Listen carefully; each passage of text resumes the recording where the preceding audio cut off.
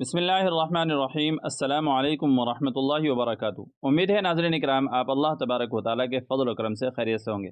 नाज़रीन इकराम, आजकल मस्जिदों में ये बहुत देखने को मिल रहा है कि लोग नमाज़ पढ़ते रहते हैं और दूसरे लोग उनके सामने से बिला झिझक गुजरते रहते हैं। तो शरीयत मुतहरा का इस सिलसिले में क्या हुक्म है, उलमाए किराम और मुफ्तियान इज़ाम इस सिलसिले में क्या फतवा जारी फरमाते हैं। चुनांचे आज की वीडियो में हम इसी बात को तफसील के साथ में देखने वाले हैं। पूरी बात को समझने के लिए बस आपसे गुजारिश ये है कि वीडियो को आखिर तक ज़रूर देखिएगा, दरमियान में छोड़ करके ना जाइएगा। और उसके बाद इस वीडियो को ज़्यादा से ज़्यादा शेयर कीजिएगा। चैनल पर पहली बार आए हों तो सब्सक्राइब भी कर लीजिएगा। चलिए फिर दारुल उलूम देवबंद का फतवा देख लेते हैं कि इस सिलसिले में दारुल उलूम देवबंद से क्या फतवा जारी होता है।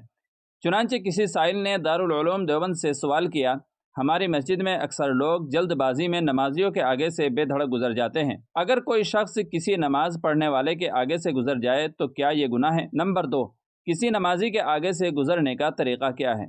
नंबर 3, हुजूर सल्लल्लाहु अलैहि वसल्लम के ज़माने में क्या लोगों को नमाजी के आगे से गुजरने की इजाज़त थी?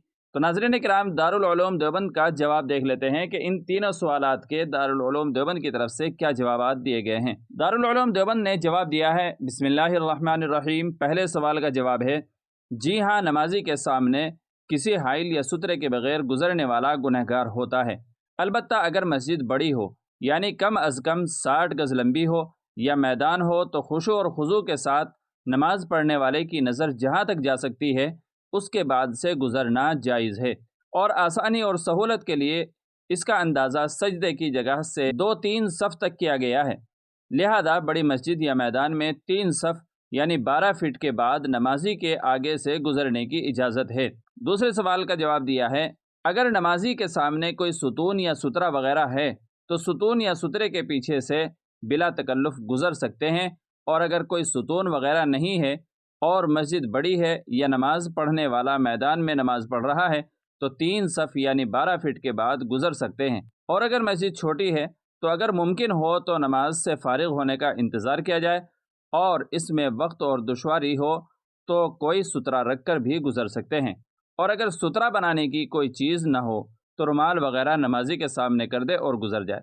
और अगर इस तरह की कोई चीज़ भी ना हो और सख्त ज़रूरत दरपेश हो, मसलन पेशाब का शदीद तकाजा हो, तो मजबूरी में नमाजी के सामने से गुजरने में कोई गुनाह नहीं होगा। तीसरे सवाल का जवाब दिया है, जी नहीं, हुजूर सल्लल्लाहु अलैहि वसल्लम ने नमाजी के सामने से गुजरने से मना फरमाया है और मैदान वगैरह में नमाज पढ़ने की सूरत में सुतरे का एहतमाम फरमाते थे। और सहाबा किराम भी इन सब बातों पर अमल करते थे, जैसा कि अहादीस से मालूम होता है। देखिए मिशकात शरीफ सफ़ा नंबर 73 से 75 तक। इसलिए ये कहना सही नहीं है कि हुजूर सल्लल्लाहु अलैहि वसल्लम के ज़माने में नमाजी के आगे से गुजरने की इजाज़त थी। वल्लाहु ताला अलम। दारुल इफ्ता दारुल उलूम देवबंद। तो नाज़रीन किराम, उम्मीद है कि इस मसले को बहुत अच्छी तरीके से आप समझ गए होंगे। पसंद आई हो वीडियो तो लाइक और शेयर कीजिएगा, और चैनल पर पहली बार आए हों तो सब्सक्राइब भी कर सकते हैं। चलिए फिर मिलते हैं अगली किसी वीडियो में। अस्सलामु अलैकुम वरहमतुल्लाहि वबरकातुहू।